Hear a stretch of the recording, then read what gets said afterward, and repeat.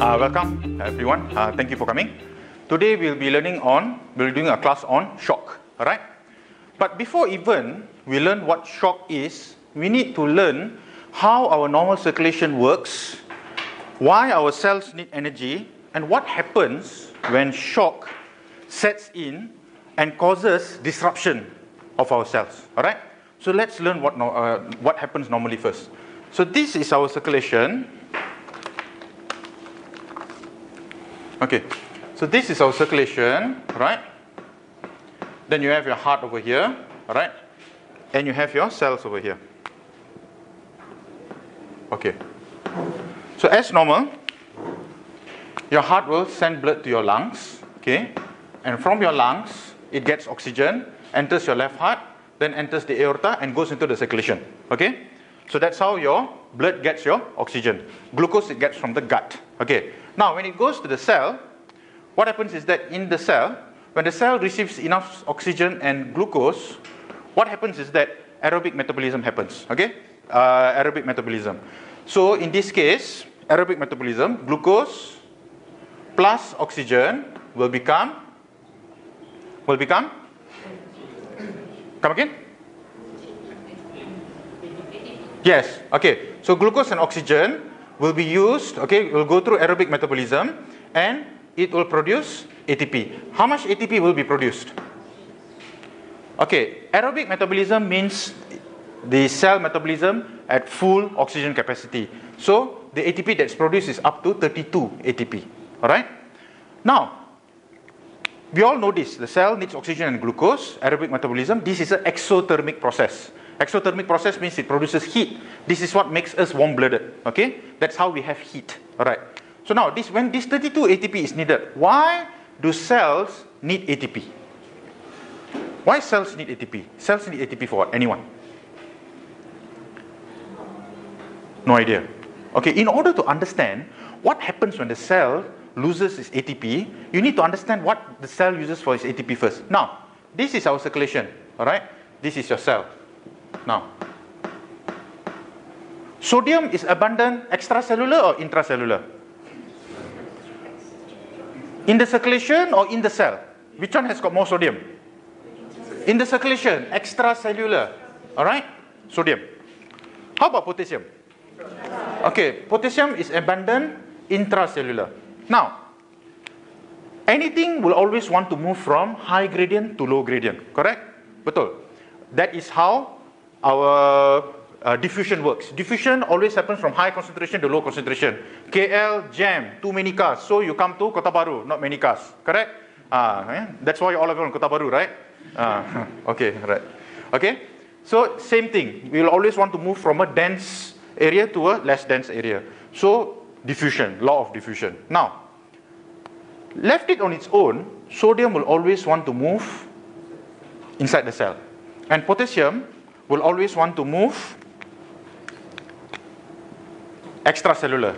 It wants to leave into the cell and goes into the circulation. What will happen to you if this process is left to occur on its own? What will happen?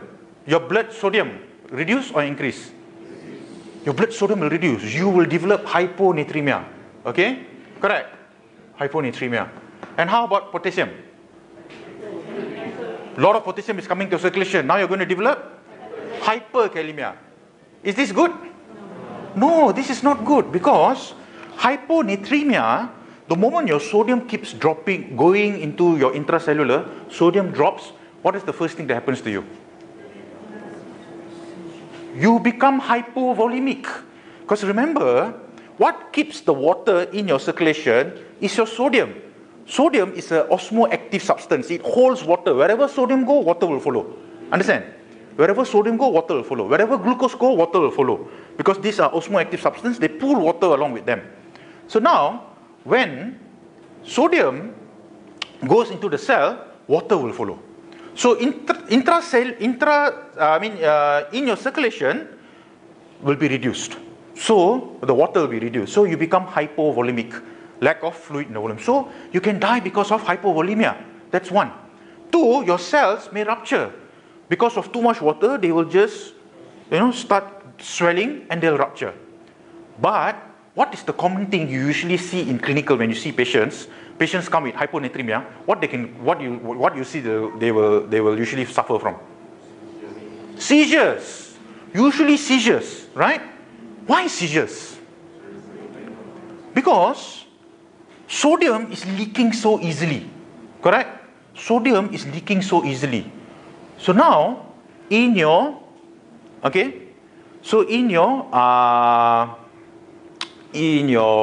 nerve conduction, all right? If in your nerve conduction, sodium, okay, when there is a lack of sodium, or if the sodium is diffusing through, then there will be discharge, impulse discharge from your central nervous system. Okay, when sodium is allowed to leak so easily, even within the neurons, sodium is leaking, and there will be discharge. Abnormal neuron discharge, patient can develop seizure. And don't forget, when there's hyponatremia, your threshold drops as well. The threshold for action potential drops. So because of that, action potential will be easier to fire. And that also will cause seizures. So hyponatremia is bad for you. You can get seizures, you can get hypovolemia, and basically at the end of the day, you will die. Hyperkalemia, good or not? What happens in hyperkalemia? What usually happens when you see hyperkalemia? Arrhythmias. You develop asystole or PAA. Why? When the potassium is so high, your threshold potential goes so high for your cardiac cells that your cardiac cells are unable to fire. Your conduction system is unable to fire. So first the QRS will become first the T will become tall T. Then QRS become broad. PR interval become prolonged.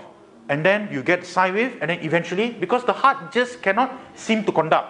Why cannot conduct? So much potassium, threshold potential is so high, unable to fire. And eventually patient can die from asystole and PEA, cardiac arrest. So what stopped this from happening in our body? Why all of us are walking around alive? Because our cells produce this ATP. And this ATP is used, this ATP is produced by glucose and oxygen, alright? And then it will give us ATP. And this ATP, what is it used for? Yes, excellent, well done. 10 marks for you, alright? You see, we have a very unique pump known as sodium potassium ATPase. Sodium potassium ATPase, alright? What does this mean? This pump is specialized for sodium and potassium movement, and they are called ATPase because they break the ATP and use the energy for movement. What do? This sodium potassium ATPase is like our security guard of our cells and circulation. What it does in the cell is that it will pump sodium back into the circulation, and potassium is pumped back into the cell where they came from. Understand? So in that way, any potassium that's leaking is pumped back into the cell. So hyperkalemia cannot occur. Sodium, on the other hand, will be pumped back outside into the circulation. So basically, this security guard tells you to go back to where you belong. You cannot come to a new place. Go back where you belong. Alright? You are from outside USM, you cannot come into USM. Go back to where you belong. Okay? So the security guard will be there. So this security guard will, hey, no, where are you from? Check your identification. Okay, you are sodium. Sodium, you belong extra circulation. You belong to circulation. Get out. Okay? So this is how the security guard works. But can the security guard work for free? No, security guard need food, need shelter. Alright? So same, this security guard here, our sodium potassium ATPase will need energy. So this energy comes from our ATP. And where this ATP comes from? Glucose and oxygen. Now, you see the problem. If oxygen is reduced, okay? What happens is that patient hypoxia, so many reasons. Maybe heart failure, failure in ventilation, lungs failure, okay? So many reasons why patient can become hypoxia. Now, when oxygen is reduced, glucose doesn't have enough oxygen to produce ATP, correct? So now, what does the cell do? The cell will still need ATP, but it will go through a different process known as anaerobic metabolism. Okay? Anaerobic respiration or anaerobic metabolism. In anaerobic metabolism, what happens is that glucose will be converted into lactate. Okay? Will be converted into lactate. And this lactate, in the end, Okay, so we will get only 2 ATP in anaerobic. Alright? If you see this, glucose plus oxygen will become CO2 plus water. Correct? Glucose, oxygen will become CO2 and water. This CO2 will be exhaled in our system. And this process will produce 32 ATP. Now, in this case, glucose will be converted into lactate. And instead of producing 32, we only produce 2 ATP. Is that enough? If you don't give enough food to the security guard will strike, correct? They won't work anymore. So what happens when they don't work? Then sodium will start leaking into the cell. Potassium will start leaking out. That is why you see patients who come with hypoxia, very bad state of shock. Do they take a long time to die? Sometimes they have sudden cardiac death. Suddenly they stop. The heart stops working. You notice this or not? Suddenly they'll just go into cardiac arrest. Why cardiac arrest? Because of the hyperkalemia. Or sometimes you see patients with shock, not enough oxygen to the cells, they start developing seizures. And because of the seizure, as it is lack of oxygen, hypoxia, now with seizure, the brain demand for oxygen becomes higher, not enough oxygen goes to the brain. When they develop seizures, they go into hypoxic ischemic encephalopathy. They become a vegetable. So you see not how important the security guard is for our system. So the reason why you and I are eating every day is so that we produce enough ATP for this to work. Unfortunately, because food is so tasty in Malaysia, we tend to eat more than what we need. So after your cell already uses the ATP that it needs, so the rest will become fat cells. Okay? Alright. So got this? Okay. ATP is not just used to power your sodium potassium ATPase. So you can see how important sodium potassium ATPase is. Without this, we will all die. Just fall down and die. Now, so if you are evil, you want to kill people around the world, devise a chemical that will inhibit all the sodium potassium ATPase, and you'll be able to wipe out the whole human population. Okay? Just saying for those evil fellows out there. Okay? Alright, now. Okay, now. What else the cells need ATP for? What else is ATP used for? Muscle contraction. You know your ATP is needed for the myosin, troponin, tropomyosin complex, the coupling contraction of your muscles. Okay? If you've forgotten it, it's okay. But just remember this. Muscle contraction needs ATP. So, your intercostal muscles, for it to work for respiration, also need ATP. So if you don't have ATP, what is going to happen? Patients will start developing respiratory failure. Understand? So that is why patients, when they are in shock, they'll have difficulty breathing. Because they don't have enough ATP. The muscles, the intercostal muscles is not going to work. So they'll start developing respiratory acidosis as well. Alright? And don't forget, another point I wanted to point out is this lactate. When you don't have enough oxygen, you don't produce enough ATP, only 2 ATP in your anaerobic metabolism. As it is, you don't have enough ATP for your muscles to work. So your breathing will be affected, intercostal muscles affected, you will be having respiratory acidosis. Don't forget this lactate. What is lactate? It's a lactic acid. So now when you go into aerobic metabolism, not only you produce 2 ATP, you have acid being poured into your circulation. Is this good? No. What does acid do to your circulation? Acid causes your pH to drop. Your normal pH is 7.35 to 7.45, but now it's dropping. Is it good for pH to drop? For you to become acidic? No, certain people are acidic when they spit or they talk, things start, lebu, they talk, many people get affected. Some people are acidic, okay? Alright. Okay, but when your pH drops, enzyme stops working. Enzymes for your metabolism around your body stops working. When enzyme stops working, basically you go into organ failure and you die. Alright? So, that is why this lactate is dangerous. Okay? This lactate is very dangerous. So on top of that, your respiratory acidosis, don't forget lactate also can cause metabolic acidosis. So you got acidosis from no ATP, lack of ATP, respiratory acidosis to your muscles. More lactate, you develop metabolic acidosis. Alright? Okay. And what else? The third major function of our ATP is also used to power a lot of enzymatic reactions as well. Okay? So in summary, on the basis of shock, alright, always remember that in a normal circulation, when cells get enough oxygen and glucose, They produce CO2 and water. This is an exothermic process. 32 ATP is produced. 32 ATP is used to power sodium potassium ATPase to prevent hyponatremia and prevent hyperkalemia. And also this ATP is used for contraction of muscles around the body, especially very importantly the intercostal muscles for your respiration. And thirdly, for enzymatic reactions around the body. Okay? When you understand this, later when I talk about shock, then you will understand why all these detrimental effects happen. And what you should do is when you are monitoring a patient in shock, especially if you're a houseman, you're monitoring a patient with shock, you're looking at the blood results, you notice that this patient in shock, the sodium is dropping, potassium is climbing. What does that tell you? Lactate is climbing. What does that tell you? Patient's shock is worsening. You got to do something urgently. If you don't do something urgently, patient is going to deteriorate and die. That is why we always ask you to review the blood results, review the blood results. Not just one off, but see the trend. See the trend of the sodium, see the trend of the potassium, see the trend of the lactate.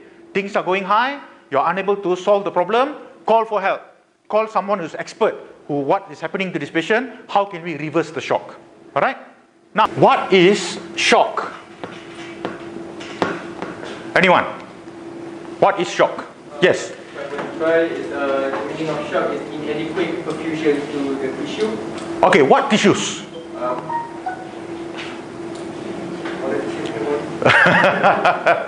We have important tissues in our body. Most importantly is peripheral and central. Peripheral is your arms, your legs, okay? Whereas central is your organs. Okay, important organs like your brain, okay, heart, okay? Lower down whether it's important or not, up to you lah. Huh? Okay, alright. Now, okay, gelap dah tu. Okay. So what is the definition of shock? Definition of shock is, let's go into the definition first. Hypoperfusion means lack of perfusion. Something wrong with the circulation, lack of the perfusion. Okay, lack of perfusion. Hypoperfusion of peripheral tissues. That's it. Don't have to remember those long ass definition about shock. No. Okay? Ni dah cukup dah. When somebody asks you what is shock, you tell them that it is hypoperfusion of peripheral tissues. What does it mean? Hypoperfusion means not enough perfusion. For some reason, there is not enough perfusion going to the cells. This is our cells. This is the blood bringing the oxygen and glucose. Alright? For some reason, this blood circulation is not bringing enough oxygen and glucose to the tissue. Why peripheral tissue? Why not central? When we talk about peripheral or central, peripheral is your limbs. Okay? Central is in your middle. You're talking about brain, heart, liver, kidney. All this is your central tissue. When there is lack of perfusion, what happens is that our body will never want to compromise central. Because without the brain, you die. Without the heart, you die. But can you live without your lower limbs and upper limbs? Can. So what happens is that our body will start moving the circulation from peripheral to central. Okay? And because of that, your peripheral tissues will suffer. So when somebody comes in with shock, there's actually hypoperfusion of peripheral tissues. These peripheral tissues, all the circulation is moved towards central to make sure that at least your brain and heart will still function. Okay? So that is why shock is defined as hypoperfusion of peripheral tissues. Okay? Now, we are going to explore what are the causes of shock? What causes the perfusion to reduce to our peripheral tissue until our body has to redistribute all the circulation to the central organs? Okay? Very easy. When we talk about shock, just have to remember this one beautiful diagram. And when you understand this diagram, you will understand everything that's needed to know about shock. Right? So basically, if you know this diagram, you will understand everything about shock and you won't shock sendiri. Okay? Alright. When somebody comes to you in the ED department, presenting to you with shock, first thing and foremost, your history, physical examination, investigation, all whatever you do, is you want to find out what is causing the shock for this patient. Because each different types of shock, the treatment is so different. If you cannot differentiate the type of shock, your treatment may be wrong. And you may actually end up killing the patient. Alright? And that's when I'll say, if you cannot determine the type of shock, you give the wrong treatment, you might as well come to work with a chankol. Okay, and not stethoscope. Alright? Correct, huh? Laughing there, huh? Okay, alright. Okay, now, This is our circulation. Okay. This is the heart, right?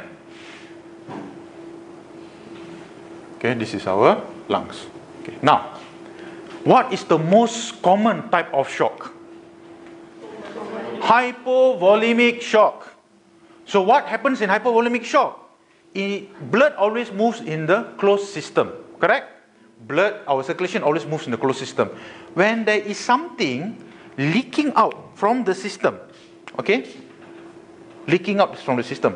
Doesn't matter, the one that leaks out can be water or can be blood. If you leak out water, you can also become hypovolemic shock because your body, your circulating volume is reduced, the water is reduced. Either water reduced or blood reduced. So, in this case, when there's leakage from the system, blood or water is leaking out from the system. So this is known as hypovolemic shock. When there is reduced in effective circulating volume. Alright? Due to what? Due to loss of blood or loss of water. So losing from the system. So what are the causes of hypovolemic shock? Number one, active bleeding. Patient comes post-trauma, huge laceration wound or intra-abdominal injury. There is a breach in the vessel. Patient is bleeding. So that kind of shock is known as hypovolemic shock. Hypovolemic, reduction in your volume, circulating volume. What are the other causes of hypovolemic shock? Come on, you have seen this before? Yes, acute gastroenteritis. You eat nasi kat wok, expired, and you end up vomiting 20 times, diarrhea 20 times, up and down, all come out. Okay? So in this case, you also can develop hypovolemic shock. Because what is lost from your system is water. Water is reabsorbed in your gut. Okay? So when absorption is reduced, you don't have enough water circulating, your blood pun kurang lah. Your blood also reduced. So because of that, you can develop hypovolemic shock. So many people always think hypovolemic shock means active bleeding. No, it's not just active bleeding. Whatever that causes not just blood, but water to be lost from your circulation. So active bleeding, AGE, what else? Come again? Dengue, alright. Dengue, yes, if they have vomiting and all, they can also lose. We will go into a little bit because dengue also has another reason why they lose. But yes, dengue also, if they have vomiting or diarrhea, they can also develop hypovolemic shock. Okay, what else? Very common, burns. Burns. Patients with burns, they lose the skin. So, our skin forms a barrier from water being evaporated from our cells, our tissues. So once the skin is lost, the tissues are exposed, then there will be evaporation. So because of that, patients with burns will come in with hypovolemic shock. That is why we have devised the specific fluid regime for them, called as the Parkland's formula. Why we came up with this Parkland's formula? Because if you calculate from the Parkland's formula, they can lose that much fluid. So that is why we need to replace all that loss, plus the maintenance. Understood? What are the causes besides AGE, active bleed, burns? One more also can be due to diabetic ketoacidosis. Patients with polyuria, they got high sugar. The sugar crosses into the sugar goes into the nephron, and the sugar attracts water, pulls water, and you end up having polyuria. Polyuria will also cause your volume to drop, and patients can also develop hypovolemic shock. And don't forget, patients with DKA can also have vomiting, diarrhea, and so forth. Alright? So please understand this very clearly. Hypovolemic shock, when patient comes to you, patient is in shock, patient has got bleeding, then you know, most likely the shock is due to reduction in circulating volume, hypovolemia. Alright? Don't forget, there are other causes as well. Patient come vomiting, diarrhea, blood pressure low, then you know that this patient most likely due to AGE. If active bleeding, what do? You replace with blood. If AGE, loss of water, you replace with? Yes, fluids. You give water. Alright? You give fluids. Normal saline or Hartmann's, up to you. Burns, fluid. DKA? Yes, you give fluids and correct the underlying cause. Alright? So that is why you must always know where is the loss, the source, and treat the source and replace whatever fluid that's lost. You must replace the fluid immediately. Later, we will talk in detail about hypovolemic shock. Because hypovolemic shock is so important, they came up with 4 classes of hypovolemic shock to show the differentiation of the classes of hypovolemic shock. The other shocks don't have a classification per se, but this hypovolemic shock is so important until they came up with a clinical guideline on how to differentiate and what is the treatment by the class. Understood? Okay. Now, so this is one. Hypovolemic shock, loss of water and blood from the system. What is the next type of shock? Cardiogenic shock.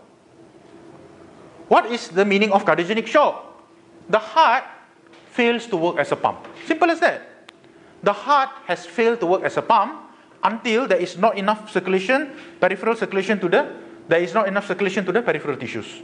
Like here, there's loss of water or blood from the system, loss of effective circulating volume, not enough perfusion to the peripheral cells. Here, heart has stopped working as a pump, so the heart has failed to work as a pump, there's not enough blood being pumped to the peripheral tissues.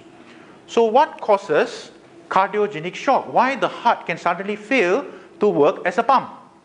Why? Okay, so many reasons. One is probably a problem with the contractility. Why? The myocardium suddenly has failed. Because patient goes through an ischemia, known as myocardial ischemia. So in this kind of patients, if the blood pressure drop, you know that this is most likely due to cardiogenic shock. Can I give fluid 1 liter or 30 mils per kilo? All shock come, oh, I must give fluid 30 mils per kilo. Cannot. That is why you must investigate the cause. If it's cardiogenic, you give 2 liters of fluid, what's going to happen to him? As it is, his heart cannot pump. You go and pump fluid into the poor floor. Instead of the fluid going to the peripheral tissues, the fluid is going to backflow to the heart, the lungs. And patient is going to develop acute pulmonary edema. And you have successfully brought a chunkle to work. Alright? That is why you must investigate. Why is the patient in shock? Alright? So cardiogenic shock. What are the other reasons? One could be an ischemic event. Second, any failure within, if you talk about heart, always remember go from inside to outside. Inside is your endocardium, where all your valves can be. Alright? So could be a problem with the valves. Okay? Could be a valve rupture, okay, or stuff like that. Next, you move to your middle, which is your myocardium. Could be a problem with ischemia. Alright? Don't forget when you talk about myocardium, could be a problem with conduction as well. Cardiogenic shock can also happen due to conduction. What kind of conduction problems? Heart block. Any life-threatening arrhythmias or heart blocks.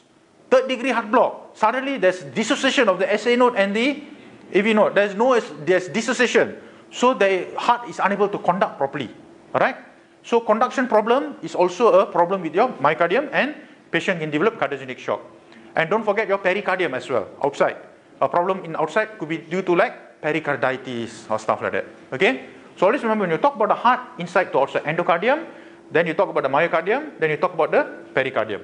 Each one of the layers could have a problem. Endocardium, valves, okay? If you're talking about myocardium, you're talking about ischemic event or conduction. Pericardium, could be talking about pericarditis. Okay? Now, so that's a problem with the heart. So in this case, like hypovolemic shock, if blood, you replace blood. Fluid, you replace fluid. Cardiogenic shock, how are you going to treat cardiogenic shock? The first thing is, treat the underlying cause. Myocardial ischemia, send for PCI, start streptokinase. If it's conduction problem, you want to start pacing, okay? So you want to treat the underlying cause. And at the same time, how can you improve cardiac contractility? You start inotropes. What kind of specific inotropes you want to start when patient develops cardiogenic shock? So in cardiogenic shock, don't delay. Start the inotropes early. What inotropes we usually start? We start dobutamine and noradrenaline. Okay? Why do we start these two? You need to understand how it works. Dobutamine will stimulate beta-2 receptors. Beta-2 receptors are adrenergic receptors in your heart. Okay? Sorry, beta-1. Sorry, mistake there. Dobutamine will stimulate your beta-1 receptors. Okay, beta-1 receptors. And beta-1 receptors are adrenergic receptors that will increase the contractility of the heart. So when you give more dopamine, you stimulate more beta-1, and this beta-1 will increase the cardiac contractility. At the same time, why we start noradrenaline is because noradrenaline is it works on alpha-1 adrenergic receptors. Alpha-1 is abundant in your peripheral circulation. So it stimulates the blood vessels to contract and send more blood to the heart. So they work synergistically. Noradrenaline to squeeze your peripheral blood vessels and send blood to your heart, and dopamine will stimulate the contractility of the heart to pump this blood that has just come into the whole body. So that is why we do not start norad and then go maximum, and then dobu and then go maximum. No, we start these two together low dose because they are synergistic. Alright? So whenever you encounter with somebody with a cardiogenic shock, you want to treat the underlying cause and start the inotropes early. And what you want to start is noradrenaline and dopamine. Start them low dose because they work synergistically. Noradrenaline works on your alpha-1, squeezes your peripheral receptors, send blood to your heart, and beta-1 will stimulate your heart contraction. Okay, via your beta-1. Peripheral vessels, alpha-1. Clear? Okay, so that is cardiogenic shock. What is the third type of shock? Okay. The third type of shock, many people will group them up together. Alright? The third type of shock is known as, this is where most people get confused. It's known as, alright?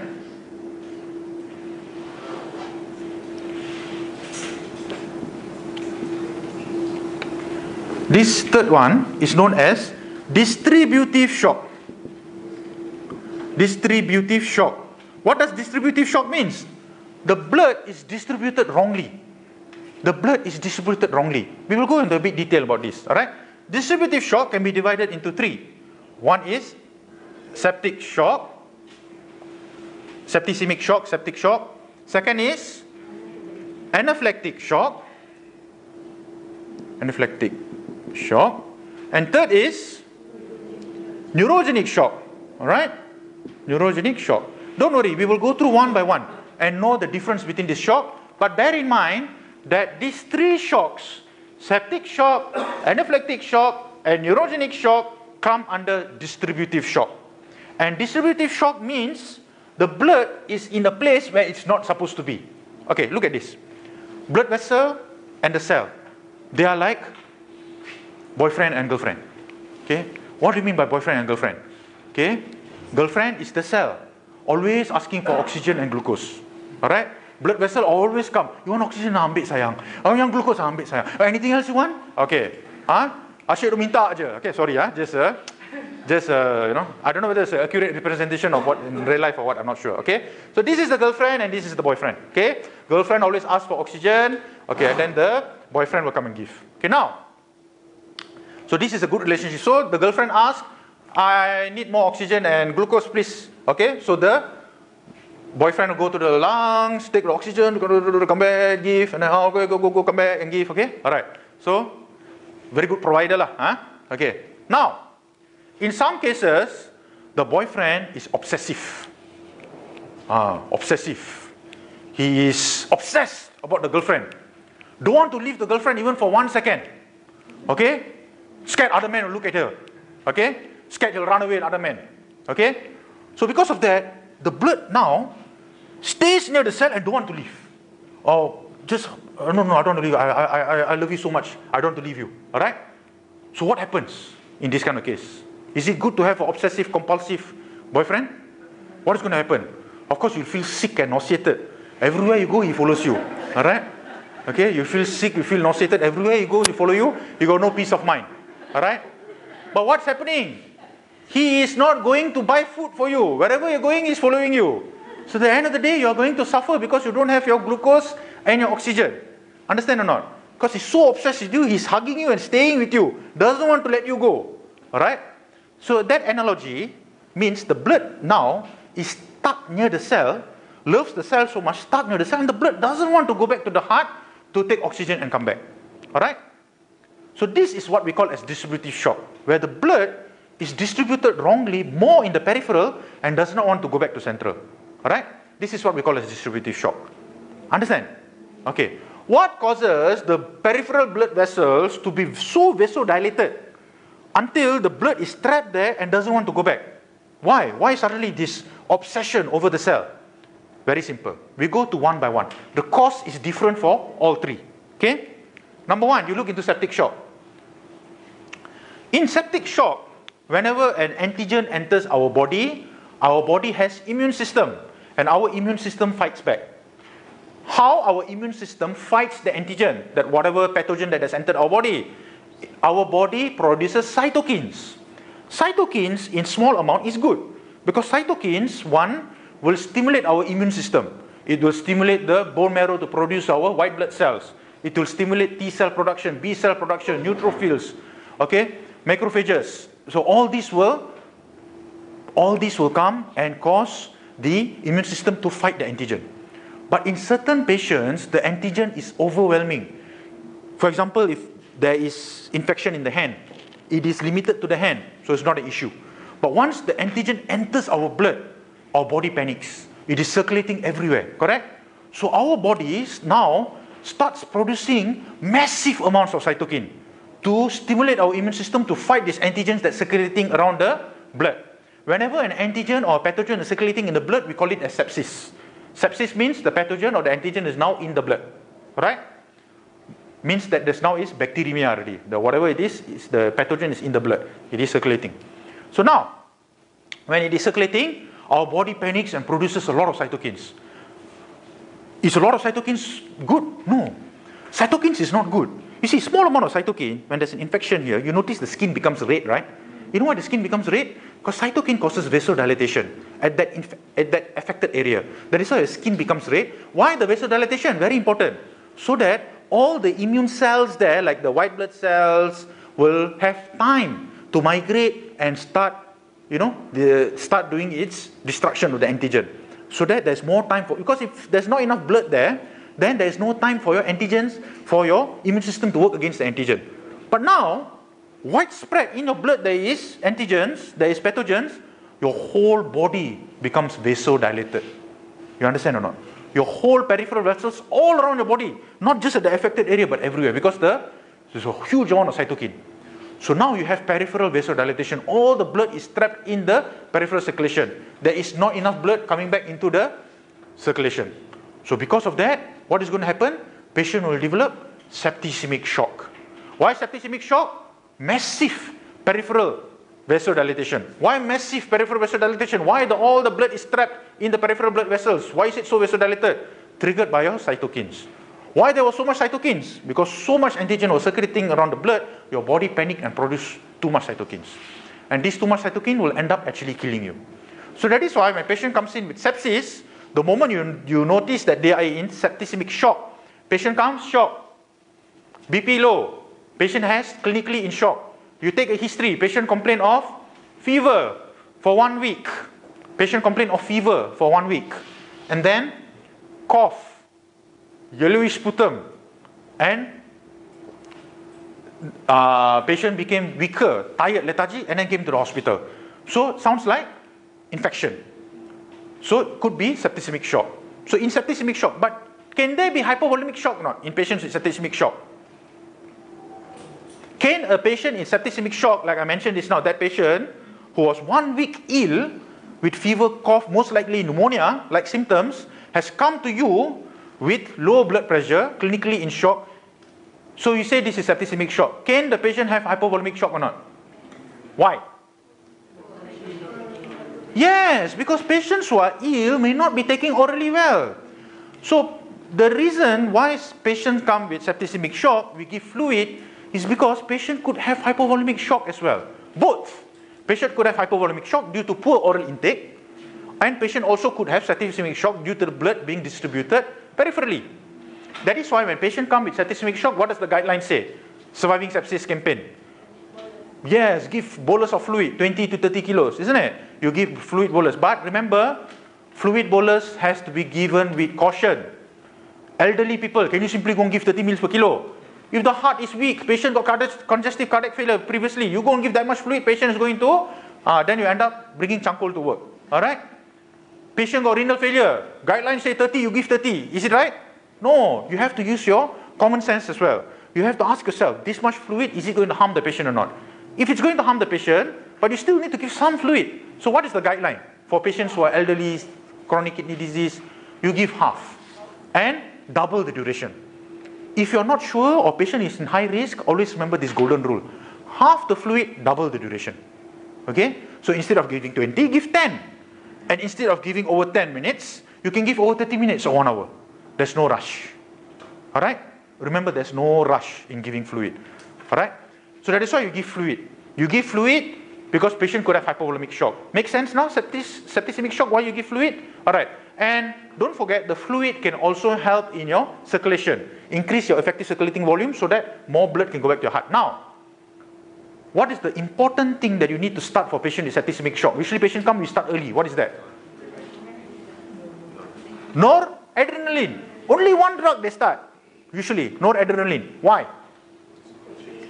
Yes, the problem now is peripheral vasodilatation because of your cytokines. Blood is being trapped in the peripherals. So that is why we start noradrenaline to stimulate the alpha-1 receptors, the adrenergic receptors of the peripheral circulation, contract and send all the blood back into the heart. Send the boyfriend back packing into the lungs to find the glucose and oxygen and bring back to the cell. Alright? Stop slacking around. Alright? A man is a provider. Alright? Okay. Okay, just analogy, don't kill me. Alright. Okay. Alright. So because of that, can you see not why? Sepsis, we start noradrenaline early. You don't give fluid, like 3 to 4 boluses, BP don't go up, then only you give noradrenaline. In sepsis, nowadays, according to the sepsis guideline, noradrenaline, you have to start early. There has been many evidence to show early usage of noradrenaline improves the outcome. Mortality is reduced significantly. Alright? So when a patient comes, you take the history, patient most likely sepsis, give fluid, start noradrenaline early. Start low dose. Don't start too high. Start low dose, see whether the patient improve or not. Alright? If patient improve, then you can wind down slowly. Faham tak? So now you understand or not why we start noradrenaline early for patient with septicemic shock. Understood? Okay. Now we move to the next one. Anaphylactic shock. So here, who is the bad guy that causes the peripheral vasodilatation? Cytokines. Alright? Cytokines is the bad guy who started all the problems. Cytokines. Why? Overwhelming immune response against infection. Your antigen, your pathogen. Now, in anaphylactic shock, who is the villain here? Okay. Correct, you're right, IgE. What happens is that some people, they eat udang, okay, prawns, or any seafood, they'll be fine. They'll be walking around normal. But when some people eat seafood, they look like suddenly they become marshmallow men and they're battling for their life. Alright? This happens because our body, some people's body, their immune system is too efficient. They perceive things that could be normal for other person as an alien for them. And they start overreacting towards it. Alright? Normal lah, human beings. I say, hey, if I say to you, hey, your hair, not so welcome lah. If you means like, if you are not sensitive, like, say lah whatever you want. Or you say, oh, you botak lah, you got no hair lah. I'll go away lah. I don't give a damn about what you say. Alright? But some people are hypersensitive. Hey, you botak lah. Oh, how can you say I botak? Wow, stress really ah. I think I'll go for hair replacement or put something. Wow, cannot. Okay, same. Some people are very sensitive. Some people are insensitive. You tell them anything, so they won't even move. Like as if like they have no response. Okay? You can evoke a better response from the wall. Alright? Okay. Isn't it? Some people are like that. So that's how our body is. Our body is the same. Our body sometimes does not, some people's body do not respond to normal things like dust, pollen, seafood and all these crab and prawns and all that. But some people, their body is hypersensitive. Alright? Okay. So what happens is, when the body detects this antigen, this body will, in this case is the antigen, the allergen. Okay, we use the term allergen. In this case, when the body meets this allergen in the system, what happens is that your mast cells, okay, mast cells, if it's in the lung, in your blood vessel is basophil. Alright? These basophils, okay, Remember, for allergic reaction, in the blood is known as basophils, in the lung is mast cells. They're essentially the same thing, alright? Now, they have this IgE, okay? IgE receptors, alright? It's IgE receptors. The moment these basophils meet this antigen, this IgE will cross-link, okay?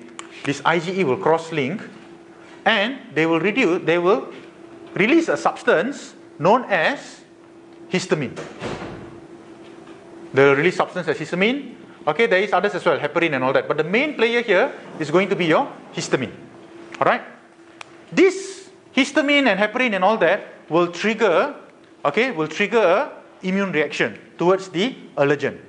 Now, what does histamine does in our peripheral circulation? Histamine causes peripheral vasodilatation. In small amounts, it's not harmful. But if the allergen is in the blood, circulating everywhere, our body's basophil picks it up, and the IgE cross-links and starts producing massive amount of histamine because of the circulating problem. Now you're going to be in a deep trouble, because this histamine in large amounts will cause massive peripheral vasodilatation. Okay, patient can present to you with shock, and this shock due to, okay, so how does typically patient will present in the history? Patient will say, okay, patient took a drug, for example, okay, an IV medication, or patient took a certain food, okay, peanuts, for example, and suddenly you see patient come to the emergency department with no previous patient was previously healthy, no other illness, suddenly the blood pressure is low, patient is in shock. All right, not all patients got urticaria, no, don't be fooled. Some of them in anaphylaxis, they may present without urticaria. If you have urticaria, you can say, okay, most likely this is anaphylaxis. But not in all cases they develop urticaria. All right? So you must see the WHO guidelines for anaphylaxis, World Allergic Organization guidelines for anaphylaxis. When you say someone got anaphylaxis. All right? So now, the histamine causes peripheral vasodilatation. The blood is caught in the peripheries, and patient goes into shock. So in this case, what is the treatment? So who's the bad guy here? Histamine. Massive histamine release from your basophils or mast cells. What is the treatment for anaphylactic shock? Adrenaline. No, sorry, noradrenaline. Okay? Noradrenaline at the end of the day, because you want to give noradrenaline to squeeze the peripheral vessels. But if you follow the WHO guideline, they prefer to give adrenaline. Why adrenaline? Because adrenaline has got a wider effect. It can affect your blood vessels and can affect your heart as well. That is why certain patients who are very allergic prone, who have got history of anaphylactic shock, they run around with the EpiPen. The moment they develop these anaphylactic shock symptoms, they will use the EpiPen, because adrenaline can work on the blood vessels and also on the heart. Okay? So it's somewhere in the middle. People prefer to give. So if you follow the WHO guideline, we give IM adrenaline, correct? IM adrenaline. Yeah, IM adrenaline. Or if the patient develops anaphylactic shock, we no longer give IM because the circulation is already poor. What do we give in anaphylactic shock? According to WHO, we give IV adrenaline infusion. Okay? Understood, huh? So now understand why you give adrenaline. Adrenaline also works on the alpha-1. But in this case, they give adrenaline because it also helps in your lungs. Because your airways can also be bronchoconstricted when there is allergic reaction. So because of that, adrenaline also works on your beta-2. Alright? Adrenaline has got effect on both beta-2 and alpha-1. Whereas noradrenaline works mostly on alpha-1. Does not have much effect on your beta-2. Understood? Because your airway is beta-2. So people prefer to give adrenaline because it works on your alpha-1 and also beta-2. So it helps to relieve your airway obstruction as well. Paham, huh? Okay, so now you understand why in anaphylactic shock we use adrenaline and not noradrenaline. Noradrenaline, because here the problem was just the blood vessel. So we give noradrenaline for the alpha-1. Anaphylactic shock, we give adrenaline because it works on the blood vessels and also on your airways. Beta-2 stimulate beta-2 and relieve your airway obstruction. Okay, anaphylactic shock clear? Okay, so who's the villain? Histamine. Release from where? What caused the mast cells and the basophils to release it? Allergen. So the allergen caused the IgE cross-linking. Okay, very good, excellent. Now we go to the next one. Neurogenic shock. Same. Also is peripheral vasodilatation.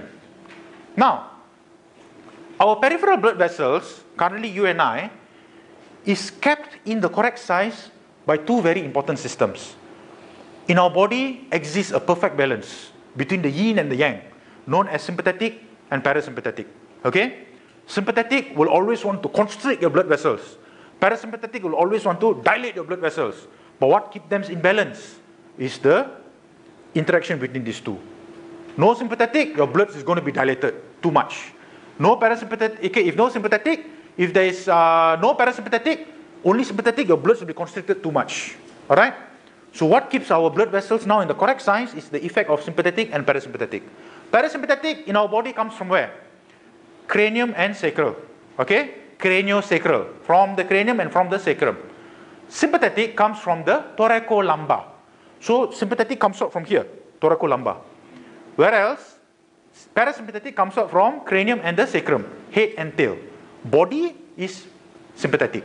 So these fibers come out and they innervate all our organs all around our body. So the peripheral blood vessels is innervated by these two. Now, I'll give you a scenario. Patient come with motor vehicle accident, trauma. Patient got a trauma to the spine. For example, L1, L2. Okay? Patient has got a trauma to L1, L2. Sorry, not L1, L2. Patient has got a trauma at the level of T4, for example. Okay, T4. Now, if there is a trauma to the thoracolumbar region, which nerve system is going to be affected? Sympathetic or parasympathetic? Sympathetic, because sympathetic comes out from your thoracolumbar. So if there is a spinal injury there, okay, spinal cord injury, it is going to denervate, cut your sympathetic. Now, the peripheral blood vessels is still getting the parasympathetic from the head and the tail because they are normal. But your middle sympathetic is affected. So now, who is functioning and who is not functioning? Parasympathetic is functioning, sympathetic is not functioning. All the while, parasympathetic is so unhappy because sympathetic always fighting him. Alright? Now suddenly sympathetic no more. So yes, finally, I'm in power. Okay. So parasympathetic will exert its full effect. So happy now. Nobody to fight him. Alright? The hero already died. Sympathetic already died. So now the villain is in power. So now, when the villain goes full force, what happened? Your blood become peripherally vasodilated. Understand or not? Your blood becomes peripherally vasodilated. So, then what happens is the blood will actually get trapped in your peripheries. But don't forget, there is an additional fact here. Our heart also has sympathetic and parasympathetic. Sympathetic from here, parasympathetic from head and tail. Now, if along the thoracolumbar region, if anything affects, remember this, T1, T2, T3, T4, T5, forms a fist and supplies my heart. That's how you remember. Who supplies your heart? Which fibers? Which autonomic fibers? The sympathetic fibers come from 1, 2, 3, 4, 5 and supplies my heart. Okay? So T1 to T5. Now, if there is any lesion above T6, meaning from T1 to T5, if there's any lesion, meaning there's any transection of the cord at that area, the sympathetic is cut, then the supply to the heart will be affected. So once the supply to the heart is affected, now parasympathetic is going to go full force. What happens to your heart? Bradycardia or tachycardia? Bradycardia, because sympathetic causes your heart to go tachy. Parasympathetic causes your heart to go brady. Why now you're not tachy or extremely brady? Your heart rate is around 80 because both of them are controlling your heart rate. So it doesn't go too high, it doesn't go too low. Now when there's no more sympathetic, T1 to T5 is cut. Then what happens is your heart goes into bradycardia because now parasympathetic is laughing. Okay, he's now the evil villain full force. So not only blood is trapped in your peripheral blood vessel, peripheral vasodilatation, now your heart also affected if it affects this T1 to T5. You all following me? Clear or not? A lot of people make mistakes when it comes to neurogenic shock. Alright? They don't realize that it is because of the sympathetic denervation. And affects the peripheral blood vessels. All the blood is trapped. And if it affects the specific region, T1 to T5, then the heart also affected. So when the heart is affected, patient will come with hypotension and tachycardia or bradycardia. Usually in shock, tachycardia or bradycardia? Tachy. But here patient come with brady. So if patient comes with low blood pressure and brady, post-MVA, suspected spinal injury, what are you thinking about? Neurogenic shock. But remember this very important point.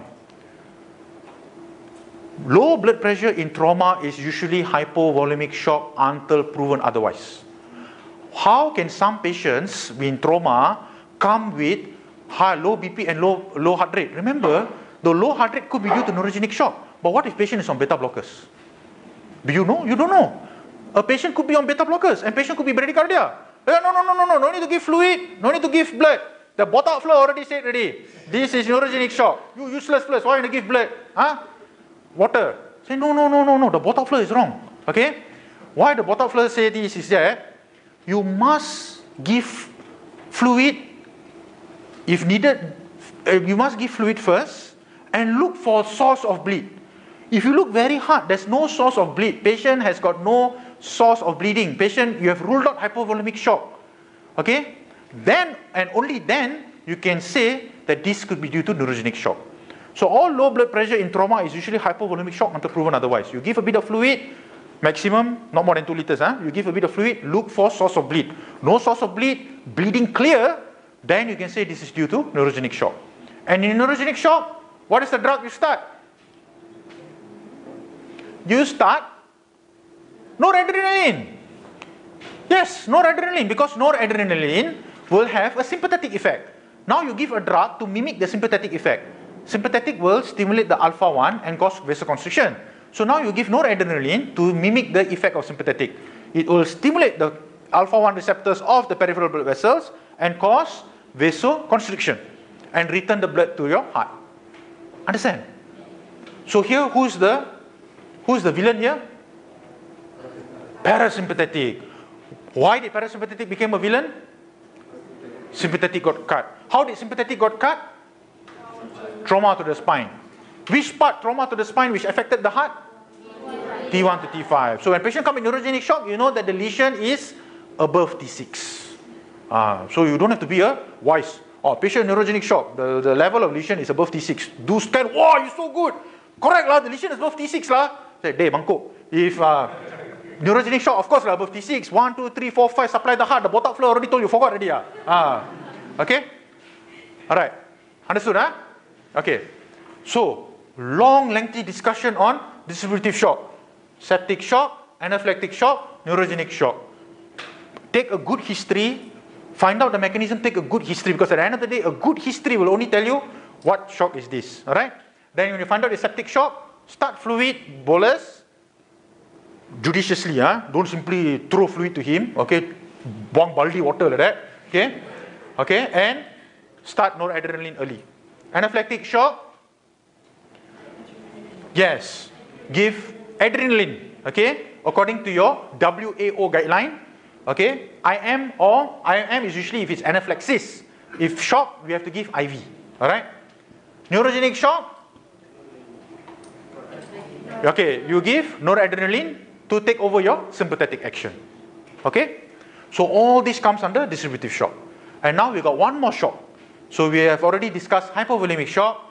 We have already discussed cardiogenic shock. Alright? Already discussed cardiogenic shock. Alright? And now we already finished discussing on distributive shock. There's one more shock left. What shock is that? Not shock sindiri, yeah? Okay, one more shock. What is the one more shock? Any idea? Anybody? The last and not least shock that we should know is obstructive shock. Obstructive shock. What is obstructive shock? As what the shock says, obstructive. Okay. Now, this is our heart, betul. Okay. Superior vena cava and inferior vena cava. They drain blood from your top and below into your right heart. Now, if there is a problem which ends up obstructing, if there's anything that is impeding or obstructing the superior vena cava, inferior vena cava, or the right heart, can the blood drain? No, because the pressure is so high, it impedes there is something pressing on the heart. When it presses the heart, the pressure is so high, can the blood drain? The blood cannot drain. So if the blood cannot go to the right heart, is there enough blood going to the lungs? Not enough. Is there enough blood coming back to the left side of the heart? Is there enough blood coming out from the left ventricle? Not enough. So this causes shock. Because shock basically means hypoperfusion of peripheral tissues. There's not enough blood going back to the heart to be pumped. Now, who is the villain that is actually impeding or obstructing the venous return? Who? There's so many. One, tension pneumothorax. In tension pneumothorax, your lungs is here. What happens is that you have your pleura surrounding your lungs. In this case, tension pneumothorax, air accumulates around the lung. And when air accumulates in the pleural space, when there is air in the pleural space, usually there's only a little bit of fluid, pleural fluid. But when air accumulates in the pleural space, then it is known as pneumothorax. But if this air accumulates so much that the air actually starts enlarging, it's distending, and it pushes the mediastinal structure. It starts compressing on the mediastinal structure. Can you imagine, the air, it is collecting, it is moving, and it compresses the heart, the mediastinal structures, most importantly the heart. When you compress the heart, blood cannot drain. And then, not enough blood going to the left ventricle. Blood pressure drop. So when patient comes with shock, we say that this shock is due to tension. So pneumothorax alone won't kill you. But if the air accumulates significantly and starts compressing a mediastinal structure and start causing your blood pressure to drop, so a pneumothorax with low BP is dangerous. We know that this is tension pneumothorax. What you do in tension pneumothorax? Do you give fluid? Do you give noradrenaline and dobutamine? What do you do? Yes, needle thoracocentesis. If you follow the ATLS, guideline now, the site of insertion is in your mid-axillary line, 5th intercostal space. You put a needle there, and you hear a balloon deflating. Alright? Hissing sound. And you see the blood pressure going up. Because when you drain the air comes out and it stops impeding. It's like a balloon that is distending, hitting the heart. So when you put a needle there, the balloon deflates and the obstruction over the vessel is relieved. Understand? So that is tension pneumothorax. What other causes? Massive hemothorax. Massive hemothorax. Now, instead of air being the villain, is blood. So blood is expanding and impeding the heart. So in this case, you have to put a chest tube, drain the blood, okay, and immediately bring the patient to OT to secure the bleeding, okay, under cardiothoracic. Okay, massive hemothorax. So instead of water, instead of air, now it's blood. And the third cause is cardiac tamponade. In cardiac tamponade, what happens is that, okay, your heart is surrounded by pericardium, correct? This pericardium has got some fluid. This pericardium is important so that it allows your heart to expand. It gives the heart the ability to expand, alright? It gives the heart the ability to expand. So when there's fluid, when there's blood coming into the right ventricle, filling time, it will expand. Then it will contract. Expand, contract. Now, if somebody's pericardium is injured due to trauma, blood enters the pericardium. When blood enters the pericardium, the heart cannot expand because the space is no longer there. So the heart becomes very rigid. So can the filling be adequate? The filling is inadequate. Once the filling is inadequate, the heart becomes so stiff. In fact, they call it the dancing heart. Alright? Dancing heart. Okay? So the heart is unable to feel. So the heart, when the heart contracts, very little blood comes out. A lot of people mistaken cardiac tamponade as cardiogenic shock. But no. In cardiac tamponade, it's actually known as obstructive shock because there is obstruction of ventricular, right-sided heart filling. Anything that obstructs right-sided heart filling is known as obstructive shock. Air can cause obstructive shock, reduced filling. Blood can also cause reduced filling, massive hemothorax.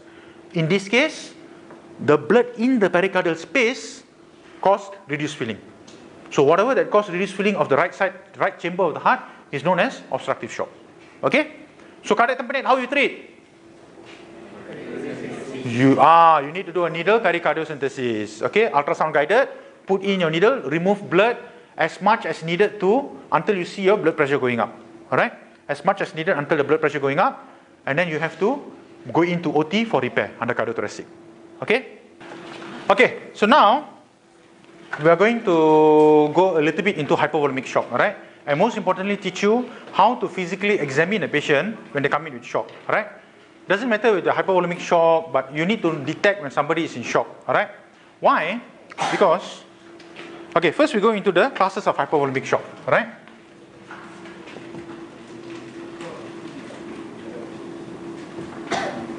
Okay, so there are how many classes? 4 classes. Class 1, class 2, class 3 and class 4, right?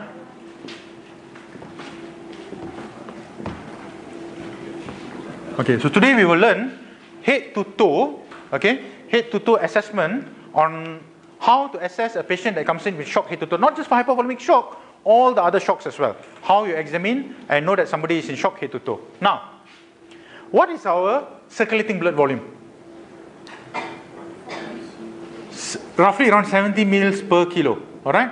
So if your ideal body weight is 60 kilo, alright? Okay, not everybody runs around with 5 liters of circulating blood volume, okay? I could have more than 5 liters, correct? Somebody who is smaller than me could have less than 5 liters, maybe 4 liters plus, alright? So that is why saying that everybody has 5 liters is not so accurate, because we need to calculate how much blood loss patient must have gone through, okay, to come up with the symptoms. So you can actually, to a certain extent, calculate estimated blood loss, alright?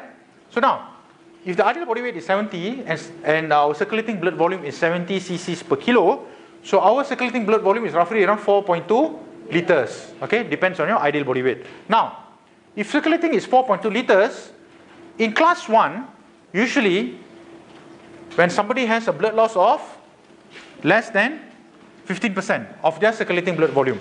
Class 2 is 15 to 30%. Class 3, 30 to 40%. And class 4, more than 40%.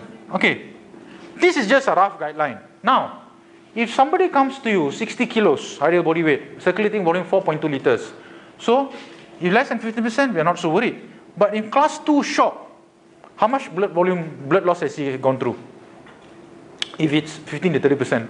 Let's just say 30%. How much?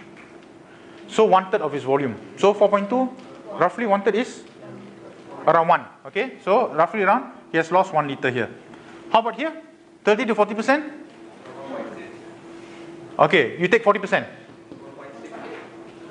Okay, say 1.7, 1.8. Let's put it to 2 liters lah, huh? To make it easier. Alright. And here is more than 2 liters. Okay, now 1 liter blood loss, class 2. Should we replace the blood or not? If somebody comes to you with 4.2 liter circulating volume, he has already lost 1 liter of blood. How much is 1 liter? How many pints of blood? 2 pints of blood. He has lost 2 pints of blood. Are you going to give him blood or not? Yes, you must give blood. A lot of us make the mistake of not transfusing patients here. When patient comes to the blood loss of 1 liter, this is hypovolemic shock due to blood bleeding. Alright. When patient comes with 1 liter, we fail to recognize patient is in class 2 shock. Why is there a difference between class 2 and class 3? Class 2, the blood pressure is still normal. We will talk about it later in detail. The blood pressure is normal, but patient is showing signs of compensated shock. We will go through later what's compensated shock, no worries. Right? So now, with 1 liter blood loss, you should transfuse. So how many units you should transfuse here? 2 pints. So when patient comes to you compensated shock, there is an obvious source of bleed. Patient got fluid in his intra-abdominal. There's intra-abdominal injury. You can see fluid from your fast scan. You should transfuse immediately. Why are you going to wait? You want to wait until the BP drop, is it? No. Transfuse. This is where we always fail to catch and stop the hypovolemic shock. Because at this stage, you mess up somewhere, then you go to stage 3. Stage 3, the blood pressure has already dropped. And blood loss is 2 liter. Almost half is circulating volume, no? At this part, how much blood you have to give already? 4. Remember, please go back and please see my video on circulation and bleeding control. I talk very detail about massive transfusion protocol there and damage control resuscitation. In that video, you can see more detail about massive transfusion protocol. Okay, but in 2 liters blood loss, you already need to transfuse how much? 4 pints. The moment you need to reach the number 4, if here you give 2 and then you give another 2, or at one shot you give 4, doesn't matter. The moment you reach the magic number of 4 units of packed cell, it's already translated into massive transfusion protocol. At this stage, you cannot just stop at packed cell. You have to give FFP, fresh frozen plasma. You have to give cryoprecipitate, platelet if it's less than 50,000. Understand? So, but why do we generally try to catch a patient in shock here rather than here? In class 3, blood pressure is below 90/60. Patient's blood pressure is unable to compensate anymore. Here is already considered as decompensated shock. Decompensated shock means the blood pressure is unable to maintain anymore. And why is this dangerous here? Why is it here is so dangerous? At this stage, patient can develop DIVC. What is DIVC? Disseminated intravascular coagulopathy. It's big words. A lot of people don't understand. Let me explain to you today. When your blood pressure drops, okay, now, when your blood pressure is 120/80, do you form clots easily? You still form clots here and there, alright? To stop, okay, you go and defecate. Do you suffer from melena and die? No. You don't suffer from, you don't bleed till you die when you go to defecate. Why? Because when you defecate, whatever small breaches are covered by your covered by a coagulation system. Okay, now, in our blood now, why isn't our blood unnecessarily forming clots? When your blood pressure is normal, 120/80 for example, clotting factors, platelets are kept apart from each other. They don't simply meet. Because if they are at close proximity, they'll start clotting. They'll start forming clumps, clotting clumps. Now, when blood pressure drops, the circulation becomes slower. There becomes stasis. The circulation becomes slower, becomes stasis. Now, they start meeting each other. And just like any friends, when they start meeting each other, what they'll do? High five, bro, what's up? They start hugging and, they start Wi-Fiing and, they start sticking to each other and doing stuff together, Usually, a lot of naughty stuff lah, Okay. So same. These friends, these clotting factors and platelets and all that, they're usually kept apart by our blood pressure. But now when the blood pressure drops, there's stasis of flow, they will start meeting each other and clumping. DIVC usually in the first part is known as the procoagulant stage, alright? Where everything starts clotting for no reason. Okay? Then you go to the next stage, which is the anticoagulant phase. Where this time, the place where there is a bleeding, which needs all the clotting factors and the platelets to be there to stop the bleeding, but now you see you don't have any clotting factors or platelets left anymore because they have all been consumed because of your low blood pressure. So now this place will continuously bleed. Not only from there, but everywhere else there is injury. So this is when you know the patient has already developed DIVC, disseminated intravascular coagulopathy. So this is very important. You must know when blood pressure is low, the flow becomes stasis. When there is stasis, blood will start clotting unnecessarily. Then clotting factors and platelets are lost. And when there is an injury, there is lack of clotting factors and platelets there. Patient will unable to form clots anymore and patient will start bleeding non-stop. And the moment patient develops DIVC, almost one out of two patients will die. Yes. That's how horrible DIVC is. Mortality rate almost 30 to 40%. Okay? So at this stage, you know patient has got high risk of developing DIVC. You know that transfusion here is going to be a bit late. So why wait for the blood pressure to drop? Then only you want to transfuse. Correct or not? If patient already present to us with low blood pressure, you can't do anything about it. You do whatever you can to resuscitate. Alright? But at the end of the day, you want to make sure patient does not develop DIVC. Because at class 3, they can develop DIVC. And if DIVC occurs, they're going to go to class 4. Class 4, nothing much you can do. Cangkul ni bro. Okay? Alright? So now, what I'm going to teach you today is how to detect patients are in class 2. Treat when patients are in class 2. Do not allow them to go to class 3. Alright? If patient go to class 3, do whatever it takes to make sure they go back down to class 2 or class 1. Okay? So now what do we mean by all this? Okay, now you know the circulating volume, how much is lost, and what are the classes of shock. How will they present? This is where your skill comes in. Head to toe examination. When a patient comes in, with signs of shock, or there could be, if a patient comes in, there could be at high risk of shock. Patient come in, MI, or patient comes in, dengue, or patient comes in, post-trauma, you need to do a primary survey. How are you going to assess and know that this patient is in shock or not? Always remember, start from head to toe. Now, head, what are we looking for? The mental status, not GCS, right? Okay, mental status. Okay, mental status. Now, if somebody is having some minimal blood loss, usually the mental status could be normal. There won't be much change. Now, sorry, here. Okay,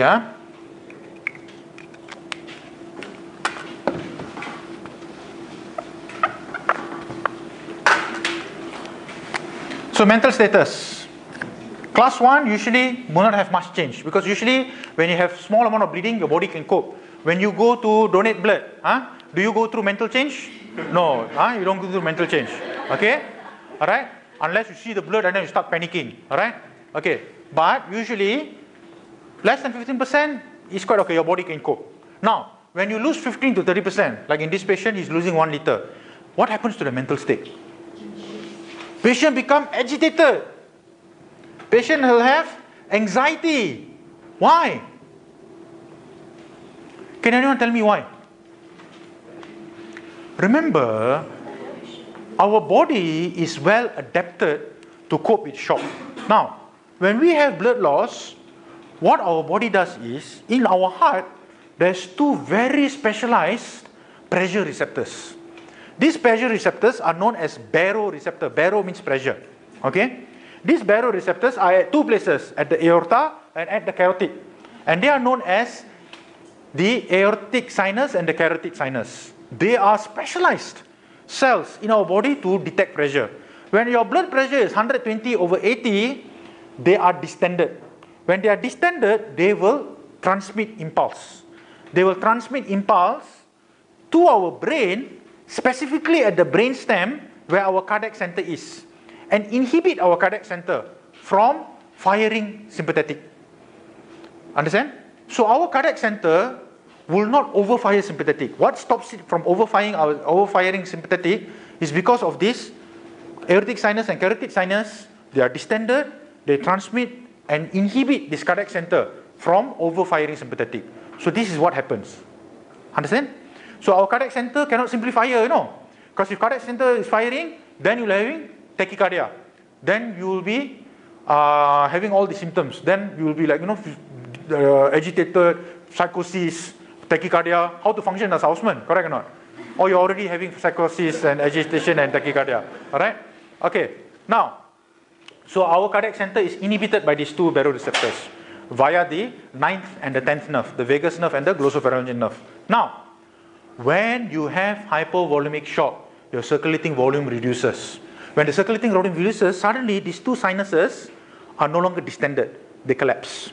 So when they collapse, because of poor feeling, now this inhibition is lost. So when this inhibition to the cardiac center is lost, now cardiac center, you no longer control me. I am free. So he comes out from his prison. Okay.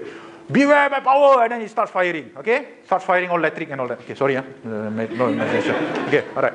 So he starts firing, and what essentially the cardiac center does, it increases the sympathetic outflow. Why is so important to increase the sympathetic outflow? Because you want to make sure blood comes to the central. So what sympathetic does? It constricts all the peripheral blood vessels to send blood to the heart, and it stimulates the beta 1 to increase the contractility and increase our blood pressure. So initially at class 2, your blood pressure is supposed to drop. But because of the sympathetic output from your cardiac center in your brain stem, okay, they will cause your blood pressure to maintain. They will cause your blood pressure. So your blood pressure doesn't drop, no, in class 2. So that is why class 2 is very tricky. The blood pressure doesn't drop. But because of the increased sympathetic activity, patient will develop agitation and anxiety. For example, when you're angry, do you feel agitated, anxiety? You say something that you regret later? God, isn't it? When you're angry, you do some stupid things, right? Why?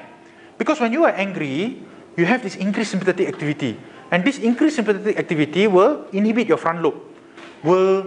It will devoid you of any reasoning, because at that time it's fight or flight. You see something coming to you. If you see a bull running to you, are you going to make sense? Maybe this bull just wants to come and say hi to me, okay? Or maybe the bull, he's just running and then he's going to, go somewhere else. You've got no time for reasoning. Immediately you'll move out of the way and you'll start running away. Why? Because you are not allowed to think during that kind of situation. It's fight or flight, fight for survival. That is why when there's increased sympathetic output, you got no more reasoning. Same reason here. Patient become agitated, anxiety, they'll start talking a lot of nonsense. Have you seen patients that come with trauma who start talking a lot of nonsense, very agitated, anxiety, want to hit people, talk a lot of nonsense, sometimes they start cursing and swearing. Have you seen that before? And sometimes you see even our staff retaliating, wanting to hit them. Alright? Isn't it? But actually, they are not themselves. They are not themselves. Remember that. The frontal lobe becomes inhibited. Reasoning goes out of the door when there's increased sympathetic firing. Understand or not? So that is why this is a very important system. This is a very important symptom. When patient comes very agitated, anxiety, starts cursing, shouting, swearing, he's not himself. Janganlah pula pergi refer psychiatry. He is going through all this psychotic. Some of them can even go to the extent of developing psychosis because of this increased sympathetic activity. So then you know something is really wrong. You need to find out where patient could be having a source of blood loss. Alright? In 3, patient become drowsy. Patient become drowsy, everybody happy, patient is no longer agitated, and just leave the patient alone. Alright? This is already a sign. Why? Cerebral perfusion is reduced. Once cerebral perfusion is reduced, patient start becoming drowsy. Here, class 4, patient may go into coma. Alright? Understand? So you must catch here. When patient comes in blood loss or hypovolemic shock, patient is very agitated, anxiety, you please know that there could be increased sympathetic output, patient could be having these symptoms. Alright? So first always start with the mental status. Now, after mental status is, you go down to your eyes. Although you can't differentiate from the class of shock, for eyes, very important for children. How you determine if they're in shock in children? Eyes, with hypovolemic shock. Sunken eyes, they'll start having sunken eyes, tearless. Okay, they look so agitated, they want to cry, but they cannot cry. Sunken, tearless eyes. Then you know this patient could be in shock. From eyes, move to mouth. What do you look in the mouth? Dry mucosa, furry coated tongue. All this is signs of patient could be very dehydrated, could be in shock. Alright? Then after tongue, okay, so after oral, then go down to chest. What do you look in the chest? You want to look at the respiratory rate and you want to look at the heart rate. Okay, now, in class 2, patient will develop tachycardia, correct? What caused this tachycardia? Sympathetic. Blood pressure is normal. So that is why we think patient is not in shock, correct? But patient has got increased heart rate. The heart rate in class 2 is usually 100 to 120. Usually, alright? 100 to 120. Patient is tachycardia. Post-trauma. Blood pressure normal. Can it be class 2 shock? No, some people will say this is not class 2 shock. They'll say patient tachycardia, you know why? Patient in pain. Can patient be tachycardic if patient is in pain? Yes, pain can stimulate sympathetic activity. And patient can develop tachycardia because of pain. But can we say this tachycardia is solely due to pain? So how you know that patient comes to trauma, the tachycardia is due to pain or due to shock, class 2 shock? How are you going to tell the difference? Continue examining the patient. When you do a full head-to-toe examination, patient does not elicit other signs of shock, then you can say this tachycardia is due to pain. But if patient has tachycardia and all the other signs of shock, please do not say this tachycardia is due to pain. Can be still due to pain, but there could be elements of shock as well. This is what always throws us off our track. Red herrings that throws us off our track. I'm pretty sure you have seen this many times. Patient come, trauma, they think because of tachycardia, because of pain, give painkiller, and at the end of the day, patient deteriorate and go to class 3, alamak, bleeding already, give blood, class 4, changkul. Okay? So that is why we must be very vigilant. Very, very, very vigilant when we see patients in the emergency department. You must always ask yourself, be paranoid, is patient in shock or not? Understand? Don't leave things to chance. Never ever leave things to chance. Alright? Just like how we want to treat our own relatives, when you see a stranger, you treat them like your own relative. Because you do not want them to leave things to chance. He could have a family to feed. He could have a child or wife that needs him at home. Alright? So treat everybody as if like your family. Okay? Now, tachycardia, 100 to 120. So now, if patient is tachycardic, patient could be in class 2 shock, 100, 120. If 120 to 140, means patient could be in class 3. More than 140, patient could be in class 4. Alright?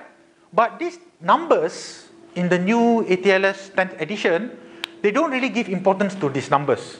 As long as patient is in tachycardia, patient could be in any class of shock. Because remember, baseline heart rate is different for different people. 100 could be class 3 for somebody else. Understand or not? So the moment you see patient is tachycardic, always ask yourself, patient could be in shock. I need to continue my assessment. I need to replace, find out the cause of the shock, replace and treat the cause of the shock as soon as possible. Understand? Okay, now, respiratory rate. Why somebody becomes tachypneic when they're in shock? Why?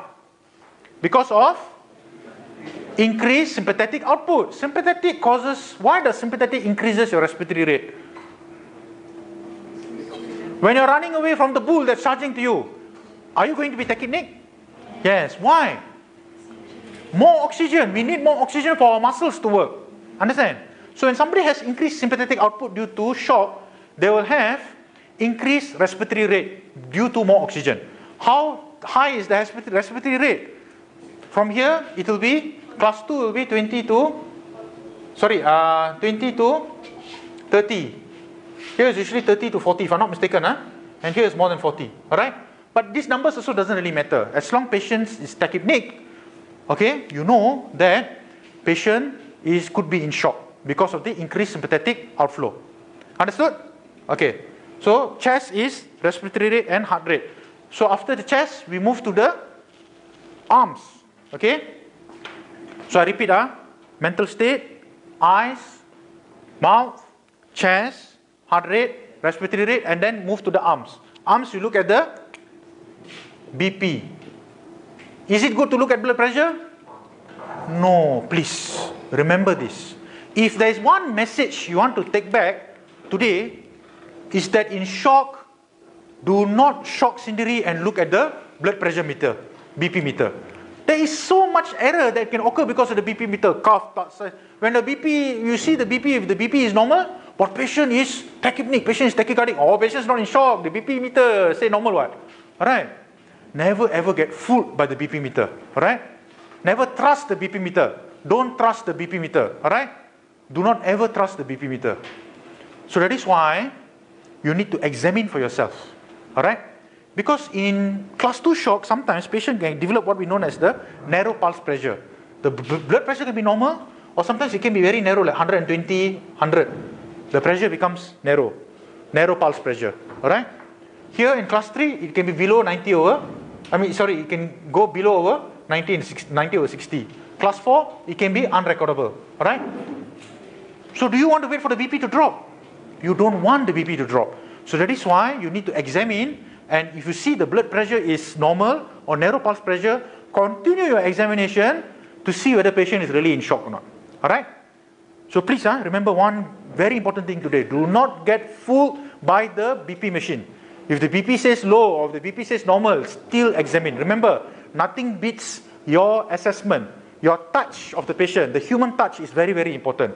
Your hands, at the end of the day, does all the healing. Alright?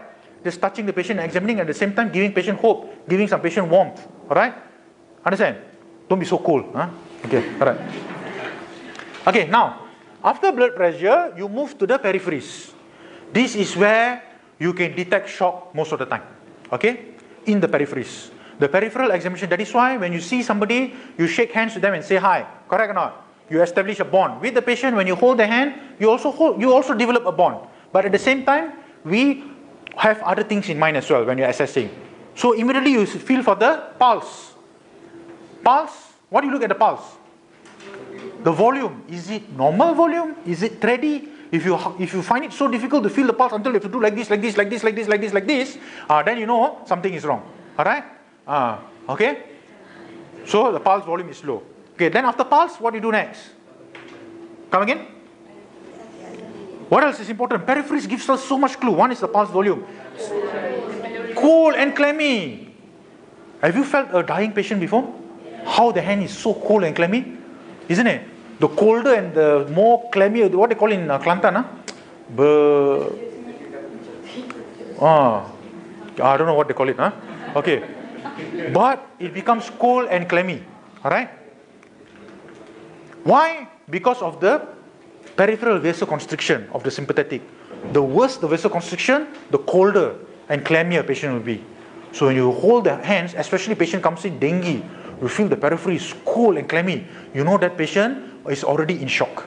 Never let the normal BP fool you. You hold the periphery, cold, clammy, something is wrong. Alright? Understood? So it could be cold and clammy. What else? Skin turgor for children. For children, skin turgor could be reduced. Alright? What else? CRT. You press the nail bed, look at the CRT. More than 2 seconds, something is wrong. The peripheral will never lie to you. Because when there's early shock, peripheral will be compromised first. That is why, what is the definition of shock? Hypoperfusion of peripheral tissues. Understood? So when you examine the peripheral tissues, you can get a sign that there's shock. CRT more than 2 seconds. Alright? Anything else? CRT, skin turgor, cold clammy, and the pulses. Anything else? Okay, maybe color. Okay, these 4 things is very important. Okay, the pulse volume, CRT, skin turgor, cold clammy, very, very important. Okay? So then, after you assess your head, chest, arms, hand, next will be, what is beside your arm? Your hand, bladder. Not too low, higher a bit, bladder. Okay, bladder. Okay, so what is important about the bladder? Urine output. How much urine output you need? Yeah, so roughly 0.5 cc per kg per hour. So you need a minimum of 30 cc per hour. We are the only professions in the world, we are so happy to see patients piss. Okay? Patient urinate, we are so happy patient is not in shock. Alright? If patient don't urinate, we'll be very sad. Okay? So always, when you put a CBD for trauma patient, don't always examine the patient. Complete the examination by looking at the CBD bag. See how much urine has been produced. If the urine is low, means the renal perfusion is bad. That means there is not enough perfusion to the kidneys, patient could be in shock. You don't need to go to class 3 to say patient has got. When a dengue patient comes, says, dah 1 hari saya tak kencing, 1 whole day I haven't urinated. Is that a bad sign? It is a bad sign. We hardly ask that question. When did you last urinate? You know? Then you put the CBD, you see there's hardly any urine there. Then you know patient could be in shock. Alright? So now you understand how to assess. This head-to-toe assessment is for all patients. All patients. Shock, regardless. Alright? So why we came up with this class of shock? Okay, so you look at the mental state, you look at the respiratory rate, the heart rate, look at the blood pressure. Okay? Why we came up with this guideline and these classes? Because when patient is in class 3, 90, less than 90 over 60, drowsy, heart rate very severe tachycardia, the patient is tachypneic, the respiratory rate is 34, 36, then you know that patient is in class 3 shock. You will need to give at least how much blood? 4 pints. And 4 pints blood, you have to activate MTP, because you want to give FFP and cryo. Don't worry, just go back and watch my circulation video. I talked very detailed in my primary survey circulation video on MTP and damage control resuscitation. Okay? You complete this examination, patient doesn't have all that, then you can say the tachycardia is due to pain, give painkiller. But if patient comes with all these cold peripheries and all that, then you know that this one, you will need to, the pain is not just, the tachycardia is not just due to pain, but due to shock as well. Alright? Always remember, when patient is in stage 2 shock, or stage 3 or stage 4, then always depends on the cause. Like in dengue, go back and watch my dengue video, alright? On compensated shock, decompensated shock, what are the fluid regimes? In general, when somebody comes with shock, you always want to give fluid first. A small bolus of fluid, 10 to 20 cc kg per hour.